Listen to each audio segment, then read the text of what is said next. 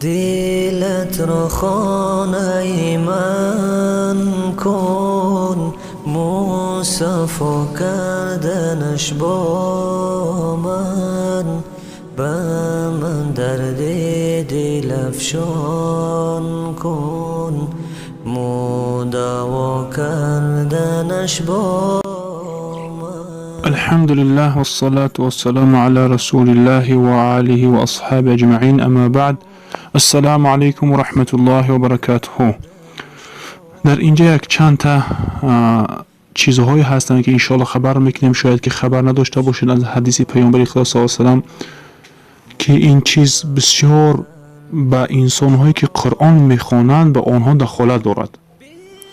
که پیامبر خدا صلی الله علیه و سلم میفرماید که اقرأوا القرآن بلحون العرب و اصواتها و ایاکم ولحون اهل العشق ولحون اهل الكتاب وسيجيء بعد قوم يرجعون بالقرآن ترجيع الغناء والنوح لا يجاوز حناجرهم مفتونة قلوبهم وقلوب الذين يعجبهم شأنهم.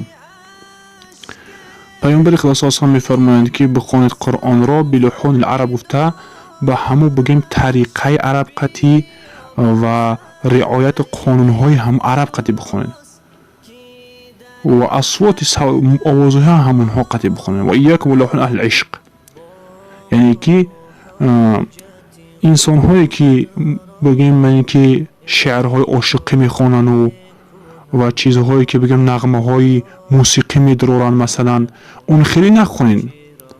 و همین حالاتو ده یهود و نصرانی ها وقتی کتابشون میخوندن هم خیلی میکردن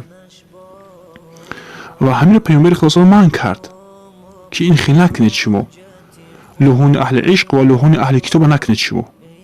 اهل کتاب گفته چی را میگن؟ اینه که طریقه اهل کتاب واری نخونید شما، یهود و نصرانی ها واری میگن. و میاد میگه بعدی من میگه نبی صلی الله علیه و آله از غیب خبر کرده است که قومی که یرجعون بالقرآن، یرجعون گفته یعنی که آوازشون پست و بلند کردن و کنده کردن آوازشون، مثلا مانندی بعضی پستی بلندی کردن همین خیلی چیزها، همون خیلی مانندی ترجیع الغنا و نوح. یک انسانی که گم بیت خوندنی باشد و نالیش کرد ناله میکنه که بعد مردن انسان ناله و همین خیلی غنا میخونده گوری نکنید میگه شما. همین خیلی میشد میگه که میکنن قرآن قطعا همین خیلی کورا میکنن که لا یجاوز حناجرهم گفته اونها همین خیلی وقتی که میخونن همین خیلی از دسته ریا کردن و از دسته بگیم که قرائت کردن شونه، یکی از دسته همین خیلی خودشون زور میتن که همین بگیم که حناجرشون نمیگذرن، یعنی که از حلقشون اصول نمیرود، یعنی که از حلقشون پایین نمیرود، یعنی که از قلب نیست است. او مفتونتون قلوبهم و هم قلبهاشون در همون میرود و بگیم مفتون میشود قلبهاشون و دلهای انسانهایی که تعجبشون بکند با شأن و کار بار همه با گروه مردم دیگر همین خیلی کارهای اینها تعجبشون بکند. برای چی؟ برای که دلهای اینها هم چی هستن؟ کسل هستن و بیمار هستن که نمیفهمن شریعت چی گفتگی است و نمیدونن که شریعت چی قانون گذاشتگی است و همین خیلی کارها و نغمه‌های همینها در تعجب میزنن.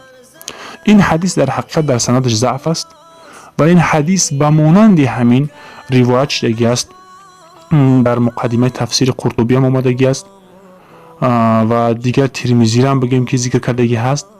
اما این حدیث اگر ضعف هم باشد و اگر در قول هم باشد در این حدیث، نه که پیامبر خدا صلی الله علیه و آله گفتگی است که چی؟ قرآن با تجوید بخونید و رتل قرآن گفته بگیم که چه معنای حدیث است و تفسیر هم آیت هم هست که اینه که شما قرآن چکنین خواندنی کشید با تجوید و با قرآن و با چی بخونید؟ با ترتیل بخونید. گفته اینه که الله و پیامبر خدا صلی الله علیه و آله هم بگیم که چی تأکید کردگی هستن که قرآن شما به تجوید نخونید، برای خاطر هر نفری که قرآن میخواند با تجوید خواندنش فرض است. اما تعلیم علمی تجوید فرض کفایه هست. مثلا که شرط نیست هر یک انسان تعلیم علمی تجوید باید داشته باشه، علم تجوید علمی کلان هست، اما قرائت قرآن با تجوید فرض است. به همون خاطر جایهایی میشود که به خطا کردن قرآن نماز فاسد میشود، جایهای میشود که نماز یک نفر امام باشد در اونجا شاید که یک خطایی میکند که نماز همون قوم فاسد میشود، گناهکاری سخت میشود. به همون خاطر از این نظرها کرده قرائت قرآن چیزی ضرور و مهم هست. والله اعلم و علم. السلام علیکم و رحمت الله و برکاته.